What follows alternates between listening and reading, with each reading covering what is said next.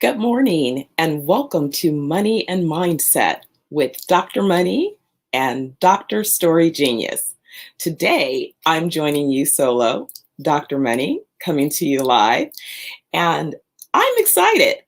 First day of June, not quite summer yet, but getting closer. So, how did everyone do after having a fabulous long weekend?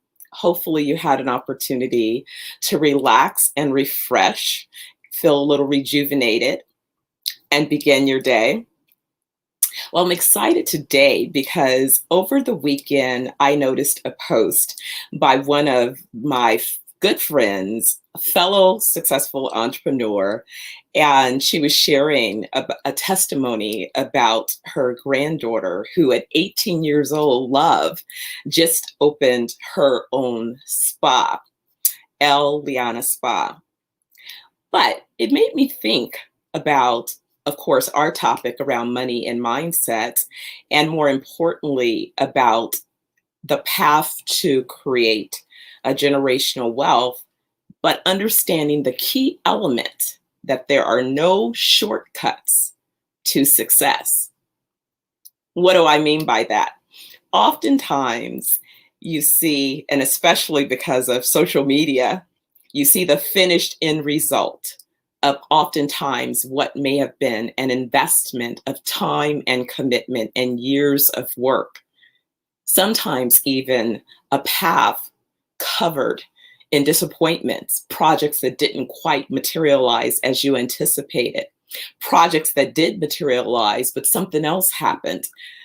Market timing was off. Capital resources were not available. Any number of circumstances can derail a business plan. But I want to share with you some of what Miss Anna Jackson, who was a guest on our show a while back, what she shared. I loved her message that she posted on Facebook, and she talked about just the determination that her granddaughter used. She said, my 18-year-old grandbaby Love has conquered the American dream of starting her own business. She had this dream of always wanting to be a boss. She looked up to the role models that she was around as a young person. But this is the part that I think should really stand out as significance. Love worked 2 jobs during the pandemic, saved her money, and managed contractors in order to rehab her building to start her first business at 18 years of age. Listen, everyone, we want to applaud and recognize Love because her example says a few things. It reiterates what I believe. I believe that basically when you're raising young people, that they learn more from what they see you do than anything that you can say. They learn more by watching what you do above many things that you say. Because oftentimes, an example, as they say, a picture is worth 1,000 words. When someone watches you and your diligence, not only when things are going as planned, but when things go off track, other people are watching how you respond to those things. And so that's why I said this morning around the topic of there are no shortcuts to success, is that along the journey of success, it's not going to be finished in a 30-second video. I was having this conversation with someone regarding watching the rehab shows on the home remodeling shows, how you watch a 30-minute episode and you can get really excited about a project that maybe you want to take on. But then you get started on the project and you realize it's going to take a longer commitment than 30 minutes. And so oftentimes projects that begin are abandoned, once the work or the load becomes a little bit heavy. So I wanted to to kind of give you a context as we think about what I said in terms of there being no shortcut to success. What do I mean by that? In order to accomplish what you define as success, and remember, success is an individual destination that each of us has an opportunity to define for ourselves. So I'm not putting a blanket meaning on success. You get to define what that means for yourself. But in that, the first part of it is making sure that you set a vision. Where is that so-called success destination? What does that mean? I remember in elementary school, a professor describing that, or a teacher as they were called then, describing that as success could be if I say that I only want to work 3 days a week and live my life comfortably. At that point and destination, that intersection in my life where I'm only working 3 days a week and living my life comfortably, then I have accomplished what I set out to, that I defined as success. Again, success for someone else might be a little bit different. But after coming with the vision, the very next thing that's required is that you take some type of action. You got to take some action. Oftentimes, a lot of action in order to see some results. And so that might be, if you say, the business order of things. Let me flip it to maybe my order of things. It includes setting that vision. That vision is coupled with a lot of faith.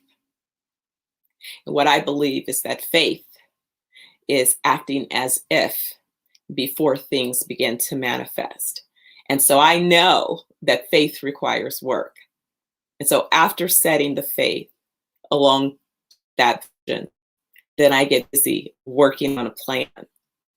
And oftentimes, when working on that plan, there will soon then become a manifestation. But I want to go back to love, because think of what Anna said about love. She said, during this pandemic, love worked 2 jobs. Hold it. In some economies, some states, there has been a lot of conversation about the disruption of this global pandemic, and that in fact there's shortage of workers returning to work. Why? Because during the pandemic, some of the funds that were dispersed, that for some people, they were able to earn more on unemployment than by working. But here's love, an 18-year young adult. She took on the opportunity of not sitting at home in front of the box or what have you, but working 2 jobs. The next thing Anna says is she saved her money. Love must know something that I talk about often. If it's on then it's not an asset, right? So she worked 2 jobs, saved her money. But here again, at 18, managing contractors as she rehabbed a building. Listen, I'm in real estate development. I know what's involved with managing contractors, hiring, negotiating contracts. You know, we handle commercial real estate transactions. So yeah, negotiating lease agreements or purchase agreements, and then having to oversee and manage the work of contractors and the various sub-trades.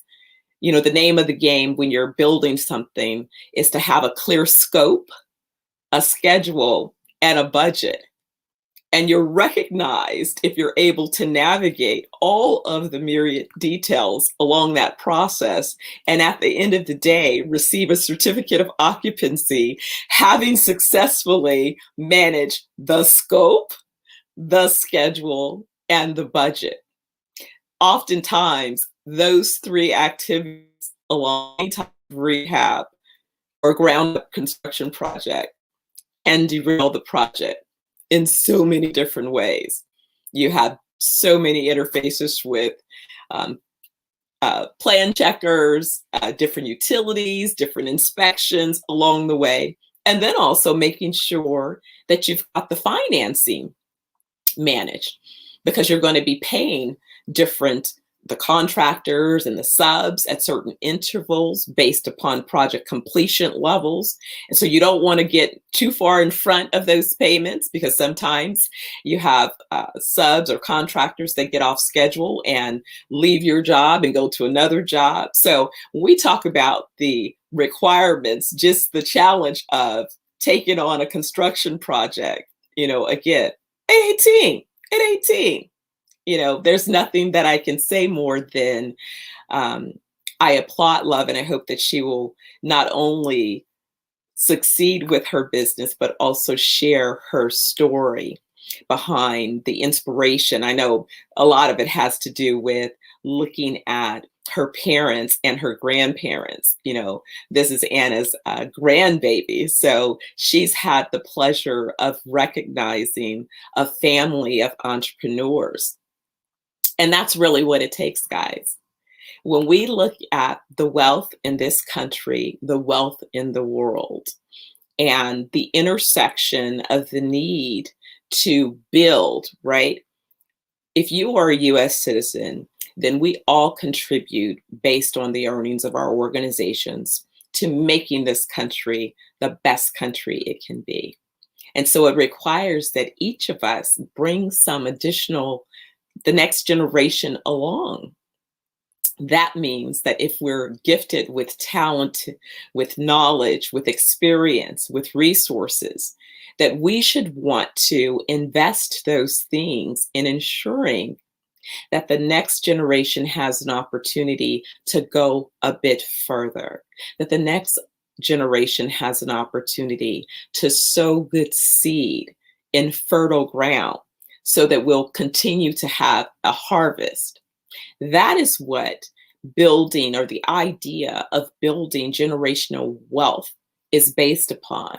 It's that every subsequent generation of family members are able to begin their journey with more resources than perhaps the generation prior, and thereby are able to contribute to the possibilities.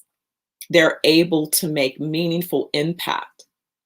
And so when I think of meaningful impact, I go back to Wallace Wattles in The Science of Getting Rich. There are so many amazing nuggets in that book, so I recommend that you all check it out. But one of the things that really stands out, again, amongst many, is this idea that we as individuals are each given a purpose and an assignment that is uniquely ours to fulfill in this experience called life. Some people struggle to identify what that particular, purpose is, what it is that they're supposed to do. Some people get it right away. They have like a fire of excitement that says something about it. I think I was one of those folks who got it pretty early. I remember as a youngster just loving to play business, play school, play entertaining. I think I started playing piano at 4 and violin at 9, and I was always the dancer. I came here dancing. I was in my baby seat dancing, and it was because I was in a family of music and talent and creativity. And so that allowed me to feed off of that energy. But just hearing the music, I've always been moving. So I just get a rush off of being able to move and participate in that particular way.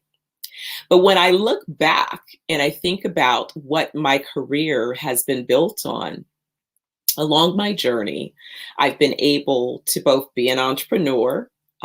In fact, I had my first business as an 18-year young adult. So Love, I know where you are, young lady. I was there too. I was 18, a full-time college student, and had to create a business sort of out of necessity because I wasn't able to find part-time work that would complement my college schedule. And that was because I was overqualified for some of the positions that were being offered, meaning typically as a young person, I would have had a fast food background, which I had less experience in fast food. I had more administrative type background. So I was being offered full-time positions in administrative type roles, which the work schedule was Monday through Friday, typically 8 to 5, which was during the same schedule that I was in school. So obviously, I had to find another way to gain employment while going to college. So I created my own company. There you go. So when I think about this, again, going back to the purpose in all of our assignments, I often say to folks that if you think about some of your 9-year-old dreams, that sometimes looking at your 9-year-old dreams begins to reveal some of the things that you might have a passion for. And so when Wallace Wattles talks about each of us having an individual purpose, he talks about the need to actually find the resources so that you can further develop your purpose, as well as the talents that you have around that purpose, so that you can bring those gifts forward. And he explains the reason that resources are required is because, think about it, there are ways to improve upon whatever it is that we have. We may have ideas, but there is always an opportunity to further develop those ideas. I remember having this conversation recently about early, again, in my career, being fascinated by a concept. I read this book by Philip Crosby called Quality is Free, Do It Right the First Time. And I thought that that was definitely something that resonated for me because I was frustrated with people who seemed to, in a haste, do careless work or mediocre work. I type A to the 10th power personality. So I just had very limited tolerance for substandard performance. I could probably say probably still to this day, although I say that it's more self-directed drive. But again, hopefully, like you say, your example will leave breadcrumbs, clues about how it is you're able to deliver the outcomes, right? But basically, from Wallace's perspective, is that you need to have access to resources, and those resources are often derived by wealth. You have access to at least what you need in order to further develop your talent so that you can then bring forth the purpose that you've been given. And so when I think about all of the years along this journey from 18 to this stage of life, it's been a interesting journey thus far, and I look forward to many more years of an exciting journey.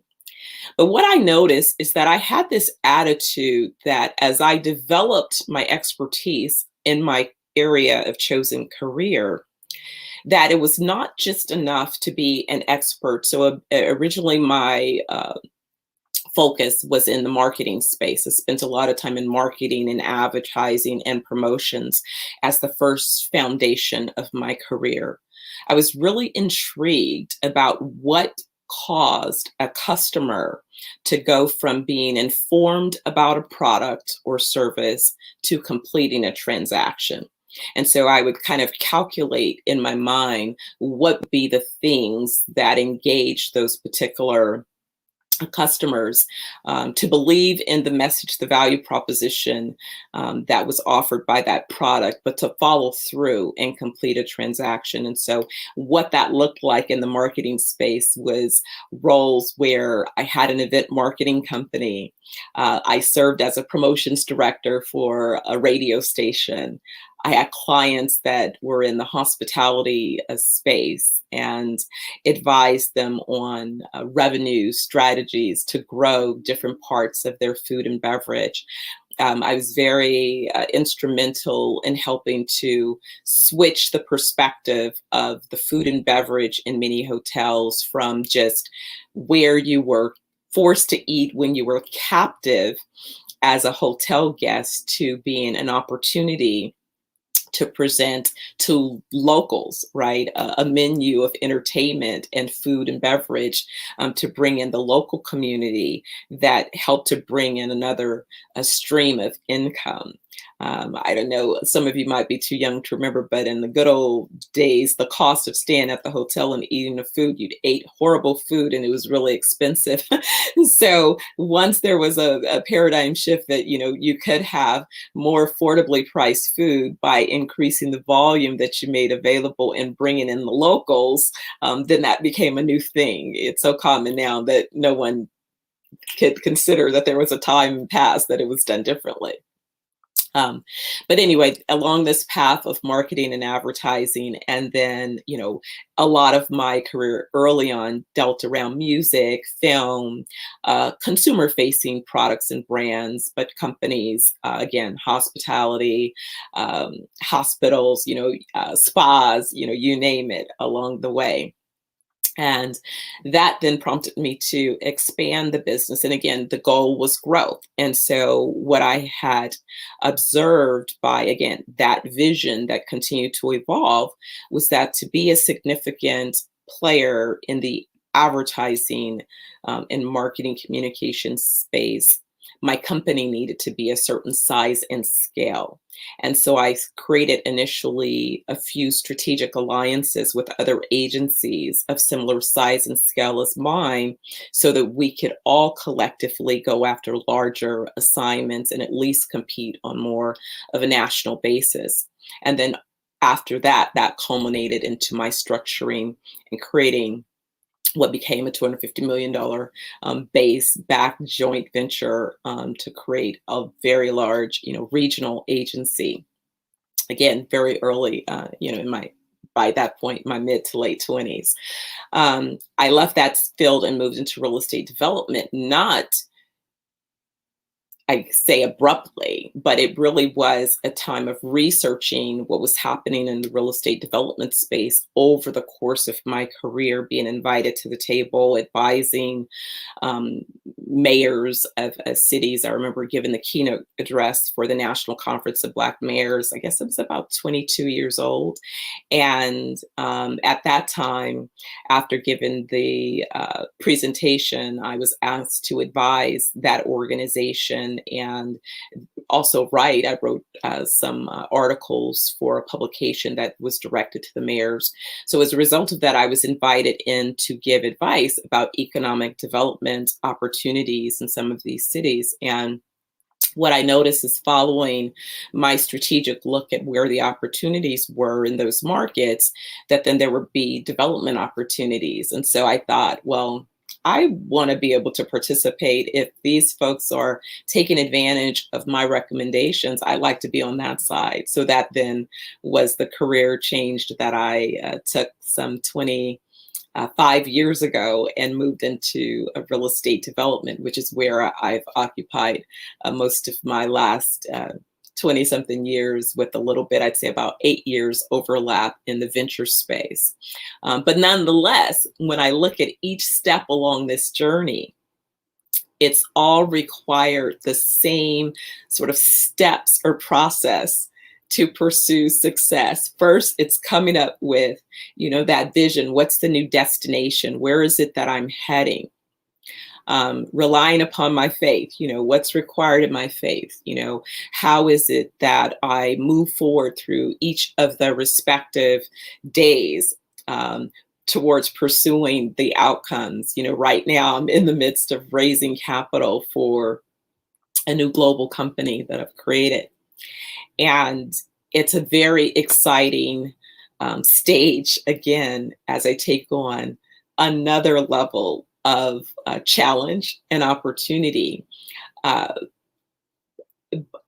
each day is presented with so many different let's just talk about the logistical details. You know, when I think about the being in Jamaica, one of our locations, with the nation of Jamaica, and having to get around the island and having many roads that are still just dirt roads, nothing like driving through California where most of the roads are paved and, easy to navigate. The biggest problem we have to deal with is how much traffic it is at any given point, right? Which a few of these folks would get out of their cars and use other modes of transportation so the traffic could flow easily. That's typically what we're faced with. But, in Jamaica, you're talking about sometimes having to go at less than 5 miles an hour because you're trying to avoid a pothole, or you're trying to make sure that you stay on the road because the road is so rough, the terrain is so rough. But nonetheless, the idea of setting forth a vision of taking advantage of a market opportunity, vision, the faith, but that part of the work is what's happening at this stage of the game. And in that work, you can see signs of the manifestation. And so for each person pursuing success in life and in business, there are really no shortcuts, right? And I think that's what I began the conversation with, is saying that there are no shortcuts to success. Success requires specific commitments based upon a clear destination. People spend sometimes more time planning a birthday party or going to dinner than they spend planning their lives. Think about that. People spend more time planning a dinner or a birthday celebration than they spend planning for the possibilities in their lives and the legacies that they plan to leave. Yeah, I think that's a lot. I think I'm going to leave you guys right there. I want you to think about, meditate on this concept of there are no shortcuts to success. And again, another shout out to Love. We're so proud of you, Love. Can't wait to visit the spa. Want to invite you on the show so that we can talk about and learn about your journey and your process. Shout out to Anna Jackson. So glad you posted about Love. We're excited for you, your family, and just understanding the journey of seeding our entrepreneurs for tomorrow. This is Dr. Money with Money and Mindset, and I will see you next week. We will see you next week. Same time, same place. Take care, everybody.